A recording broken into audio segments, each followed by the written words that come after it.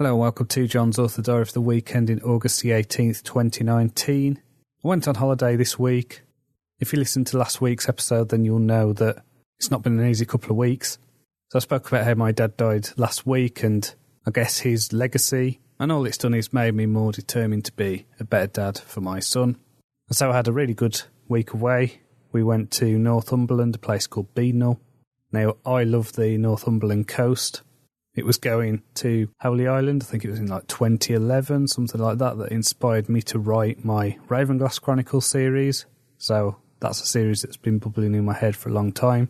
And I'm sure that if you read a lot of the descriptions, you'll be able to see that coastline in the story. So even though I was on holiday mode, I still got up at 4:45am to get some work done while everyone else was sleeping. So I managed to get the second draft done of Justice, which is book 11 in the Ravenglass Chronicles.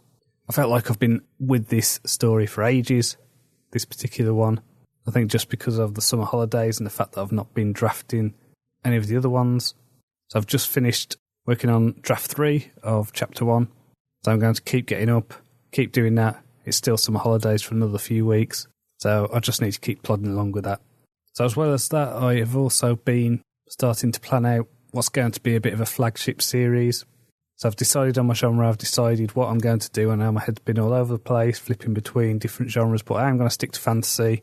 My flagship series is going to be in the same world that I'm already writing, so it's going to be set in the Ravenglass Universe. However, it's going to be set in a different country, have different characters. It's going to be a bit darker.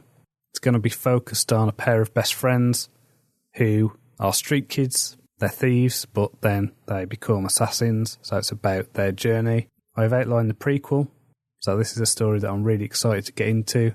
And I've also got some major plot points down for book 1, and what I'm going to keep doing is just adding stuff to outlines, because this is a series where I do want to do several books. I think these characters are really strong. I think there's a lot of different stories that can be told with them, and so I'm just going to keep planning different story arcs, different outlines while I'm doing the Ravenglass books. And then hopefully by the time I come to actually start writing, when I've cleared the backlog of other projects, because that is still a priority, I will be able to go full force into this series, concentrate on it fully, and have it as the series that really cements my position as a fantasy author. I'm feeling really confident with it.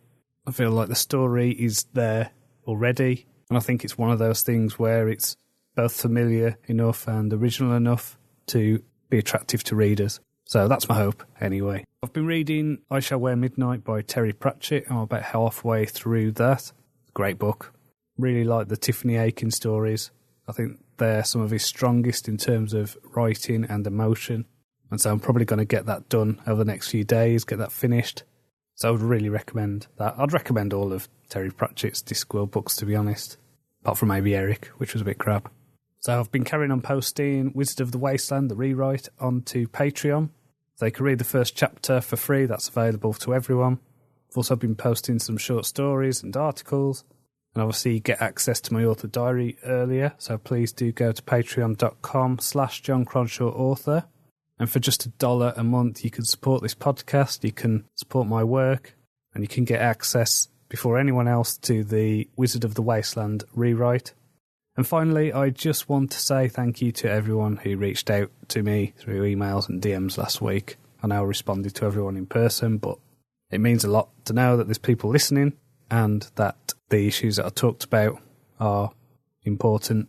You know, some people shared some very touching stories, so thank you. So until next time, cheerio.